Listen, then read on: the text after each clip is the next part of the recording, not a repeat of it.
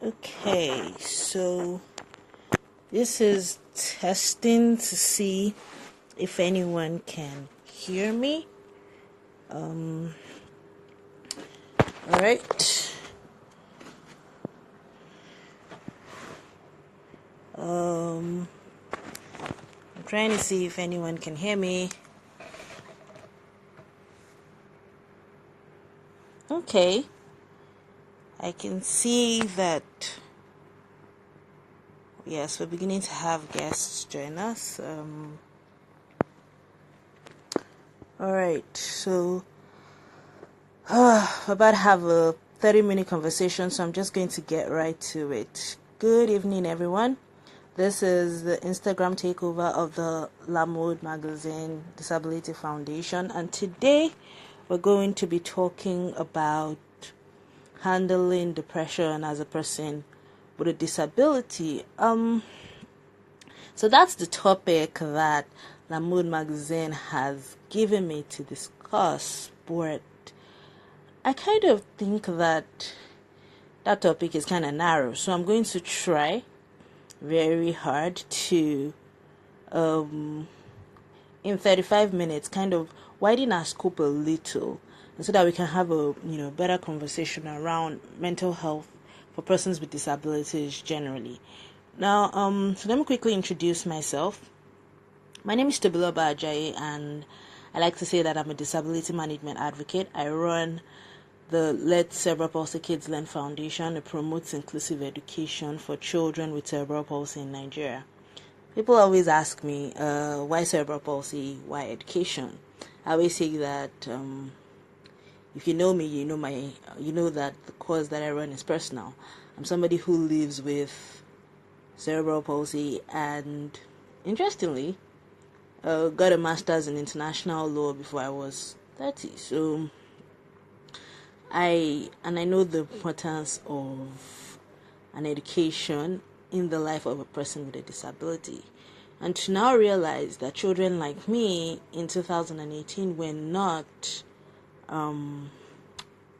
we're not getting the opportunity to be in school and to learn with their non-disabled counterparts. I always like to say it broke my heart. Like, I just couldn't sleep. Somebody needed to fix that challenge.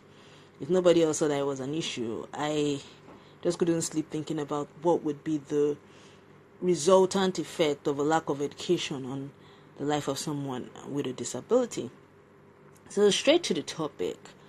So first of all, let's clearly say that research shows that disability is a huge risk factor in mental illness generally. So people with disabilities are more prone to dealing with mental illnesses, starting from depression. So, for instance, I always benchmark my data around the field I work in, which is cerebral palsy, and the research shows that adults especially with cerebral palsy, are 25% more at risk of dealing with depression than the general population. And but the amazing thing is that people assume that it should be so, and it is so because of the disability. I beg to disagree. We will all agree that mental illness and mental health issues are on the rise around the world. I mean, even in Nigeria, where we say Nigerians are very resilient. We don't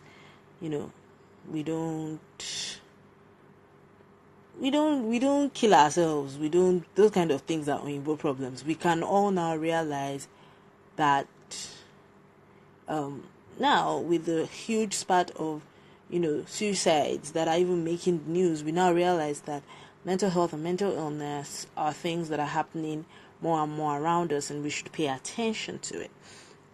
So how does this affect the disabled population? So the factors that are, first of all, let me quickly point out that depression is not sadness. So please, let's understand. Now, when we say somebody is depressed, we're not just saying they're sad, okay? So depression is a health condition. So basically, depression is basically, chemicals in your brain just firing wrongly. So it's not that this person is. So it's not because, oh, I've been sad for a while, so I'm depressed.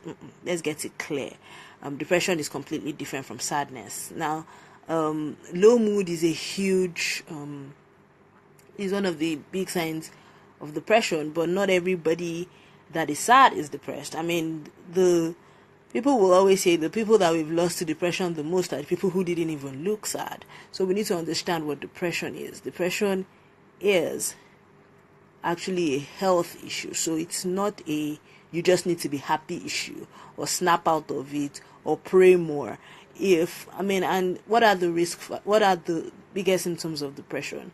Because the truth is, you can spot someone that's at risk for depression, but really the signs vary widely. So it might be things like you stop enjoying the things that you used to enjoy.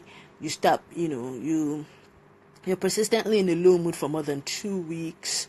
You're eating less or you're eating more. You're sleeping less or you're sleeping more.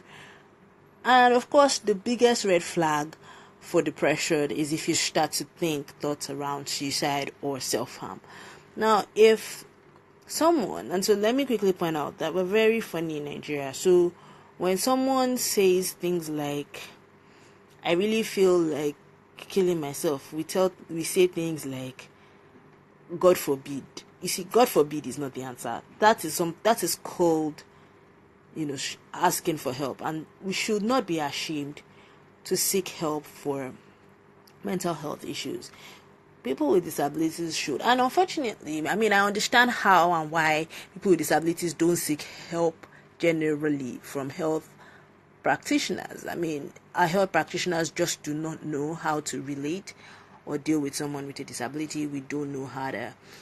Language around disability can be very rude, and health practitioners can be the worst around it. But if you do know someone with a disability who has been in a persistent low mood for more than 2 weeks, you really should be encouraging them to get help. But it's not just saying get help, it's actually taking practical steps to help them get help. Now, so how do you deal with depression as a person with a disability? There's no magic to it. Get help. Because if you do not get help, it only gets worse. So sorry, I just lost power here. So I'll probably have power restored in a few minutes. So might have to pause this or just hang in there, and I'll be with you guys in a few minutes. And if you just want to continue hearing my voice, I can keep talking. But yes, power will be restored in a few minutes, and then we can continue this. But dealing with depression as a person with a disability, there's only one trick to it. Get help. Or better still, those around people with disabilities who might be living with depression, please get them help. Stop telling them to snap out of it. Stop telling them to pray more. Stop telling them it's because they don't have faith. Just stop telling them those things. Trust me, all those platitudes that we throw around, they don't help. I know that when we say those things, we're saying it because, we're trying to help, really. It's not because we're trying to be malicious. But the truth is that for somebody who is currently depressed, the last thing the person wants to hear is, oh, you just need to snap out of it, make yourself happy, the kind of things we say. If the person could make themselves happy, they would have already done it. So if they have not done it and the low mood is persistent, can we... Oh yeah, so I have power back. So sorry for that breaking transmission. So as I was saying, if you do know somebody who has been in a persistent low mood, or who has even expressed thoughts around they don't think their life counts, or they're wondering what the point of life is, please help them, get them help. Because the truth is that somebody that is depressed, one of the biggest signs is that they will not willingly go and get help. So it's important that we do help them to get help. And the truth is that there are a lot of factors that may contribute to disability, to depression in people with disabilities. First of all, let's talk about our attitudes as a people. I know a lot of us don't we don't think about the impact of our words and the things that we say on people. So we just, we throw words around and say things like, oh, this kind of funny thing where people try to think that they are encouraging you and say, you're so brave. I wouldn't be able to live myself if I was in your shoes. Are you serious? Like the things that we say, the words that we use, I remember recently, I'm very grateful for where I am in my mental health journey. Because I remember recently where I was traveling from Abuja to Lagos, and I'd gotten to Lagos and I was tired, so I took a wheelchair at the airport. And if I could get $1 for every single person who said to me, "Hey, yeah, sorry, God will heal you," I honestly would just be able to retire. But just imagine that, the impact of that constant refrain on the mind of someone who is living with this disability that they did not choose, they didn't ask for, and they didn't ask for something they didn't bargain for. I don't think there's anybody on the face of this earth who has a disability who asked for it. I do not think so. Nobody asked for a disability. Oh, and Elinda and Harry, I see you. I totally get you on that. Some will say, where is your faith? As if you have been faithless. Trust me, that one, I heard that one so much. I could write an entire book on all of the things I heard from church people around this disability matter. Oh God. I even heard I heard, Auntie, you need to increase your faith. Because if only you had increased your faith, God would have healed you by now. You're the one that is holding back your healing. There's nothing I've not heard. And so you can imagine what that says to the psyche of someone who is living with a condition they didn't ask for, whose life has actually thrown a curveball and they're doing their best to live with it. So for us, as those around people with disabilities, we need to be, because it's interesting how we don't take the time to focus on what our words are saying to other people. I always say that a simple trick is to ask yourself, if somebody said this to me, how would I feel? And another thing I must touch on before my 30 minutes is over, the timer says I have 10 minutes left, is the fact that, I actually think, and I need to do the research around this, but just based on my interactions with parents as part of my work in the last 2 years, there's a high rate of depression amongst parents of children with disabilities. So if you have a friend who has a child with special needs, with disabilities, with any kind of need whatsoever, please, look out for your friend. Special needs parents, they are rock stars every day. I work with them all day, all year for the last 2 years, and I can see that special needs parents are rock stars. And I have seen a high rate of depression, especially among special needs moms, and even in a few dads, to be honest. Because the truth is that, when your child is a baby and your child has special needs, the whole world looks at you, the parent, like, what on earth did you do that is punishing this child like this? They're always going to look at you because you suddenly are the problem. And so we need to also think around not just people with disabilities, but even their family members and even their parents. Because we don't usually think about the impact of disability on even the families of people living with disabilities. And I remember the first time that recently, well, not so recent, a younger family member of mine was getting married, and one of the questions, after our in-laws saw me, one of the questions she had to answer was if whatever her cousin had was contagious. These are the kind of impacts that impacts people across the entire family fabric, that now just imagine where I would have been if I was not in a good mental state, if she had given me that feedback to say, oh, but my in-laws asked ABC. I mean, when she gave me that feedback, I could laugh about it.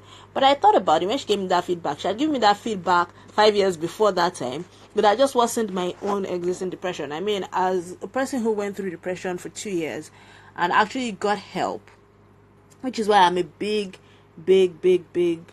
person on making sure that you get help. See, getting psychotherapy, seeing a psychiatrist, seeing a psychologist, getting help is not a sin. It's not a sign of weakness. It is actually a huge sign of strength. And the truth is that you don't want to exist and not live. And one thing that depression can do to you is waste your time. You will lose chunks of your life that you will never get back to depression. So if you're listening to me, whether you're a person with a disability or not, and you're dealing with a mental health issue, please look, it is not wrong to get help. It is not wrong. Please get help. Every single teaching, people have asked me, oh, but mental health care is expensive. I agree. Private mental health care in Nigeria is expensive. But every teaching hospital in this country will have a psychiatric unit. Walk in and see a psychologist at least. If you're not even sure, if you're just concerned about the way your mind is cluttered in recent times, please get help. And there are a lot of organizations that are providing free services to people now. So please reach out to as many organizations as you can. I mean, I can give you a few examples. If you're female and you're concerned about not wanting to talk to a man, She Writes Woman is a fantastic resource. There's also Mentally Aware, which is money, and you can always reach out to either of these organizations if you find yourself at risk. And let me just so I'm kind of running out of time. I was given 30 minutes, so I have 5 minutes left. So let me just quickly round up to say how did I handle depression as a person with a disability. One of the first things that and I'm not even going to talk about how I handled it, because I didn't handle it well. I handled it terribly. I'm honestly grateful that I'm still here, because if God did not pull a miracle of epic proportions, I'd probably be dead, because I actually did not just have suicidal ideations. I had a near suicide attempt. So how would I wish I had handled it? I actually wished I had reached out earlier. But again, the psychology of depression is that it does not allow you to reach out. So I actually wish that people around me are taking me serious earlier. Because one of the things that we do is to not take people seriously when they talk about being in a persistent low mood, or when they talk about, having suicidal ideations. We say things like, oh, do you want to go to hell? Or, oh, where's your faith? And those kind of things that just make people shut down a lot more, So it's important that one of the ways to just handle it is to, first of all, surround yourself with a support group of people who will believe you. So I always say to people when I'm talking about, mental health care, I always say, do yourself a favor before you ever need the care. Build around yourself a support group. Build around yourself a care group. People who you can reach out to and say, I'm struggling, and they will come and get you. One of the best things that happened to me is to build a support group around myself. Ever since, I survived my near suicide attempt. One of the best things that I did for myself was to build that support group. A group of people who all I need to type, I don't even need to say it, is I'm struggling. They pretty much know what it's just 2 words, and they know what it means, and they will literally, if they have to raise a cavalry to come and get me, they will. And so when you build that support group around yourself, don't be afraid to use them. And don't wait until you are unable to use them to use them. There's usually a timeline to depression. There's a timeline to how it impacts people. So when you notice the signs, you're in this persistent low mood, it's not lifting, that's the time to begin to reach out to your care group to say, I think I'm struggling. Can you guys help? And this is the time to begin to think, how may I get myself help? So do I need to see a psychologist? Do I need to talk to someone? Do I need to reach out to a mental health support group? All of these things, do it. And if you do actually go into full-blown depression and you're placed on medication, please use your medication. I know that there is a lot of myth around drugs for mental health issues. People say things like it's addictive, you'll never get off it. That's a lie from the pit of hell. I was on antidepressant medication for 2 straight years and I have been off them for 9. So don't let anybody lie to you that taking antidepressant medication means that you are not a mad person, quote unquote. I always jokingly say I was on antidepressant medication and Nigerian law school at the same time. So if there's any lawyer watching, you know that being in the Nigerian law school at any time in your life is not a joke. So if I could make it through the Nigerian law school but be on antidepressant medication, trust me, I was not mad. I needed the medication to function. And not only did I pass my bar at once, I did pretty well at it. So the truth is, don't let anybody shame you for needing help. If you need help, get it. If you're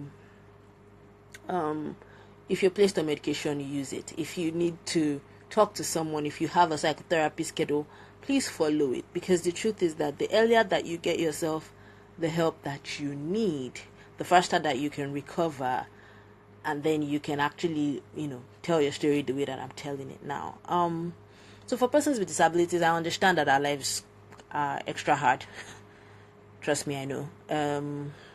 But again, this is like I always say, this is the hand that we've been dealt, and the best thing we can do for ourselves is to live it the best way that we can. Okay, so Anula has a question. She says, "Who are the most depressed? I mean, the mental ones or the congenital ones?" Actually, I think that those who acquire disabilities in the course of their lifetime are usually more prone to depression than those of us who have congenital disabilities. And it's simple. I mean, my sister explained this to me very early in my lifetime. She would say, you can't compare the experience of someone who has known what it's like to, quote and unquote, live life normally, who now has to learn to live life a bit differently, to you who you don't have anything else to compare it to. This has been the whole life that you've known. You've only known life with this congenital defect. So, I mean, you don't have anything to compare it to. So it's kind of easier for you to deal with it. So I think that generally for people with acquired disabilities, they are more prone to slipping into depression. And it's almost even taken for granted that they will, which I don't even understand why. But I see that a lot. I mean, I remember that when I was depressed, there was an assumption, by medical professionals that I was depressed because I had a disability. And it wasn't true. My depression was not linked to my disability in any way. My depression was linked to a whole host of other things, one of which was some of the silly things that people around me were using their mouths to say about my prospects and about my future at the time. So it wasn't directly linked to my disability, and so for me, it's been kind of, I don't have a frame of reference for anything else except the way that I've currently lived my life. So for your question, I think that those with acquired disabilities tend to get more depressed. Okay, I think that I'm almost out of time. I have just about 3 minutes left.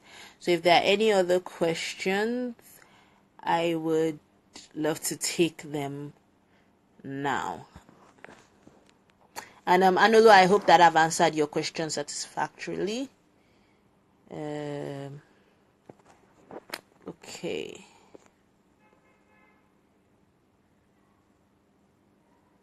So, yeah. Thank you, Nurse Vicky Roberts. Yes, acquired disabilities and unseen disabilities are more prone to being depressed. I mean, go and ask children with dyslexia. I mean, I've seen so much depression among children with dyslexia because they have an unseen disability and nobody takes them seriously. And nothing is as annoying and as depressing as not being taken seriously when you are actually really ill.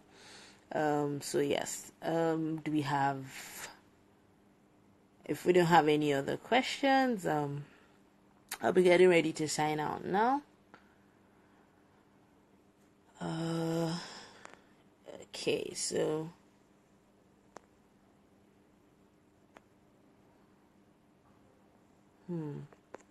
okay.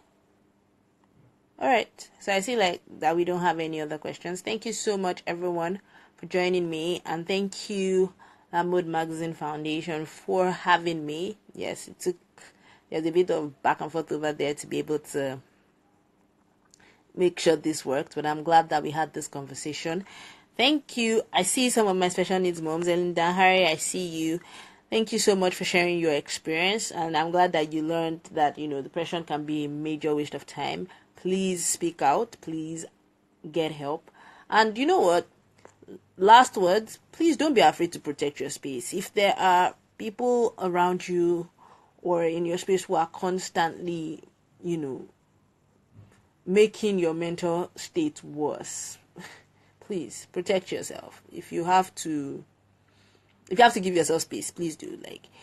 Because the truth is that your mental health is about the most important thing in your life, because there's really no health without mental health. You can ask me.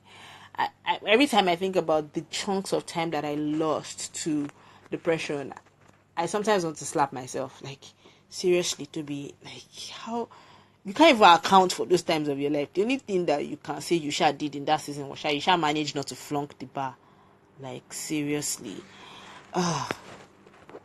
So please, please, please, for people living with disabilities, I know that people expect you to be depressed. Please disappoint them. Choose to live your life. Choose to live your life fully. Choose to live your life on your own terms. And if people continue to try to keep you depressed, kick them out of your headspace. Don't allow them to rent space in your head for free. I can always say, as I round up, find your strengths, magnify them. Your weaknesses will diminish. There may be a lot of things that your disability does not allow you to do.